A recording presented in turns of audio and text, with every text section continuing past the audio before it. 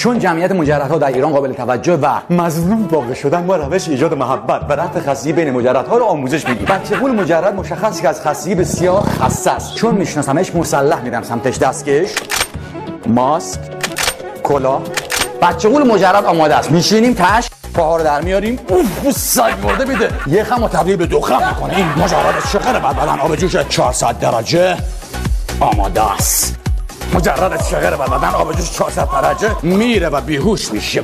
حالا برای جلب محبت مقداری عسل رو ما بریزیم. عسل خب برای کودک درون مجرد مقداری شیر خشک. و سگ مرده همچنان جاریه، هنوز به هوش نیومده. گل برای مجرد خوب نیست، پس ما مقداری علف و برگ میریزیم برای گوسفند درونش. چون مجرد هنوز به هوش نیومده، از آخرین پن استفاده میکنه، یک وسیله شوینده معطر محبوب.